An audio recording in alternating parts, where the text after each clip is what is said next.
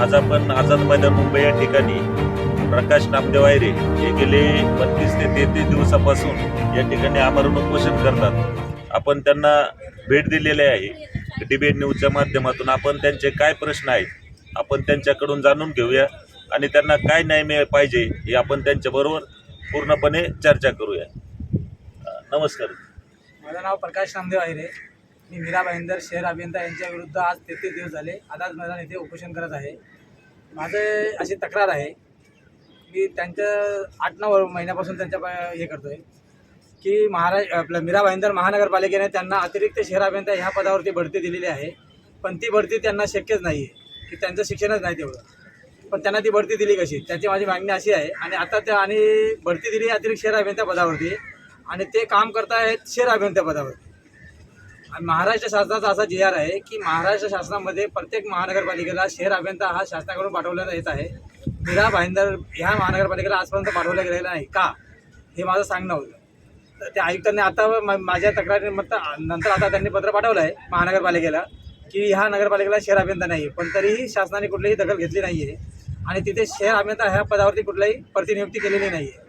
माझं असं सांगणं आहे की हे जे अधिकारी आता आहेत दीपक हमीद यांना निलंबित करून त्यांची चौकशी करण्यात यावी, फॉरेन्सिक ऑडिट करून की त्यांचं शिक्षण किती झालेलं आहे, त्यांच्याकडे प्रॉपर्टी किती आहे आणि त्यांनी ह्या पदावरती राहून किती प्रॉपर्टी जमवली आहे। माझा तर असा अंदाज आहे की 100 करोडच्या वरती त्यांची प्रॉपर्टी आहे। ती यांची आपण CBIने त्यांची जाच करावी, ED मार्फत त्यांची जाच करण्यात यावी, ही माझी मागणी आहे। आणि जोपर्यंत त्यांना निलंबित करून आणि त्या जागेवरती प्रतिनियुक्ती होत नाही आणि त्यांची चौकशी लागत नाही तोपर्यंत माझं आमरण उपोषण हा चालूच राहील। आणि हा 2 ऑक्टोबरपर्यंत चालू राहणार आहे आणि 2 ऑक्टोबरपर्यंत अगर मला कुठल्याही प्रकारचा न्याय भेटला नाही तर मी राज्यपाल भवनासमोर 2 ऑक्टोबरला आत्मदान करेल, ही शासनाला माझी कळकळीची विनंती आहे। तुम्ही आतापर्यंत मंत्रालयामध्ये किती भेटी दिलेल्या आहेत? आत्तापर्यंत मंत्रालयामध्ये माझी 2 भेट झाली आहे। अतिरिक्त सचिव मुळे साहेबांशी माझी भेट झाली। त्यांनी मला असं कळवलं की आम्ही त्यांना पत्र पाठवलं आहे महानगरपालिकेच्या आयुक्तांना की त्यांची आम्ही अहवाल मागवला आहे। तर मी त्यांना असं सांगितलं होतं साहेब की अहवाल मागायची काही गरज नाही, माझ्याकडे पूर्ण पाठपुरावा आहे, मी तुम्हाला ते पाठपुरावा देतो आणि आपण कारवाई करण्यात यावी।